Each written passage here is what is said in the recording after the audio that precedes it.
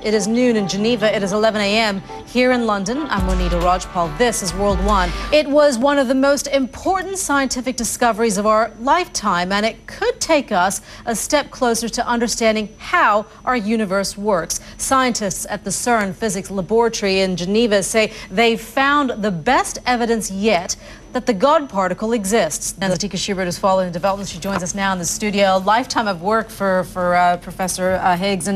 But at the end of the day, what does this mean for you and me? Well, it doesn't change anything for you and me immediately. However, it does mean that this unlocks just one more secret to the universe, really.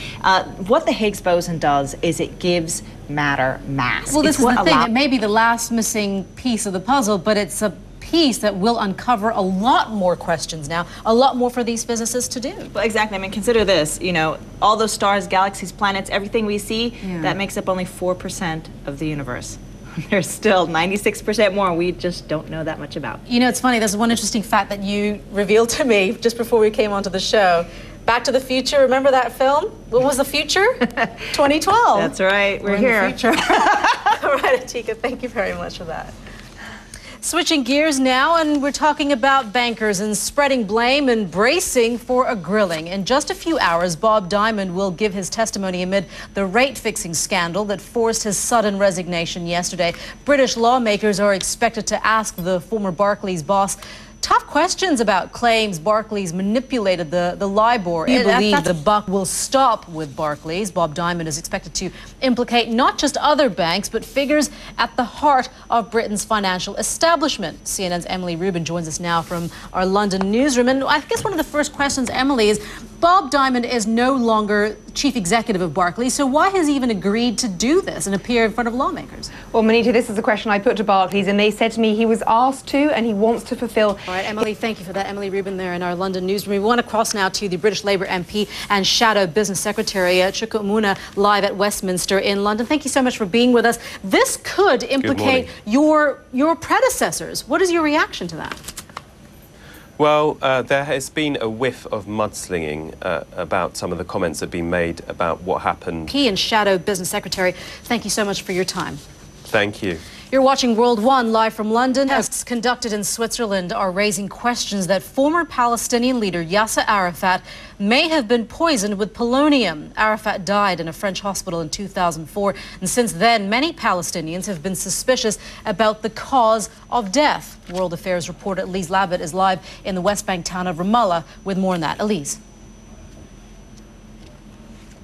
It was a disaster that stunned many around the world and sent an industry normally associated with fun and relaxation reeling. The foundering of a modern-day cruise ship was not supposed to happen in this day and age of advanced technology, but that is exactly what happened earlier this year. The Costa Concordia strayed too close to the Italian shore, ran aground, and began listing dangerously on its side. Millions of people across the United States have spent a fourth day without power amid an unrelenting heat wave. Deadly heat-driven storms, which struck the East Coast on Friday, have now left at least 20 people dead. Goodness. All right, Brian, thank you very much for that. Brian Todd there in Charleston, West Virginia. You are watching World One live from London. Still to come at the CERN Physics Laboratory in Geneva say they have found the best evidence yet that the God particle exists. Now, there are plenty of questions surrounding Higgs boson, or the so-called God particle. Firstly, does it have anything to do with religion? The answer is no.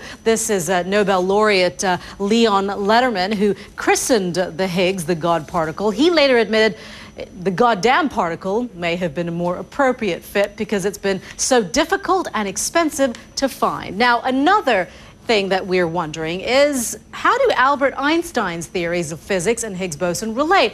The standard model with Higgs boson appears to be correct, and so does Einstein's theory of relativity. The problem scientists are trying to figure out is, how do they work together? And then there is this. Can the God particle travel through time? There was some suggestion of that when certain neutrons were thought to be traveling faster than the speed of light, but it turned out to be a statistical error. Well, Martin Archer is a physicist at Imperial College London, and he's here with us in the studio. Were you excited about this discovery? I was so excited. Really? I watched the 2 hours of the conference on the web, Yeah. and I just couldn't contain myself the whole way through it. It was really, really exciting time for all scientists, I'd say. What does it mean for someone like you?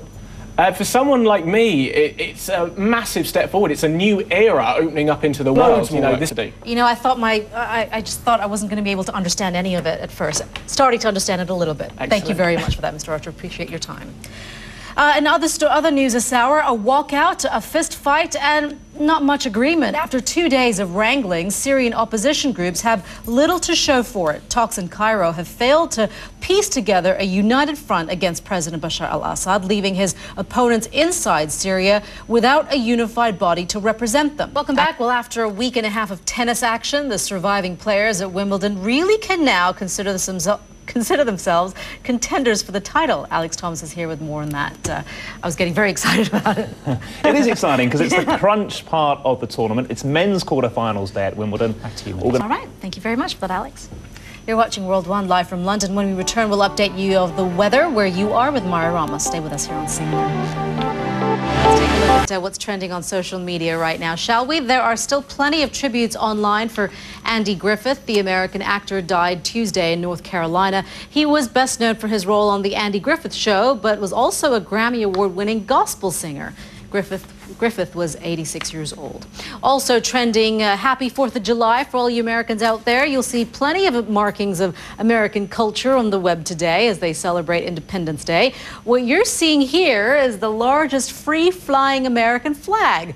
The balloon inflated in New Jersey. It is 16 meters by 23 meters and weighs 240 kilograms, or for those of you living in this part of the world, 38 stone.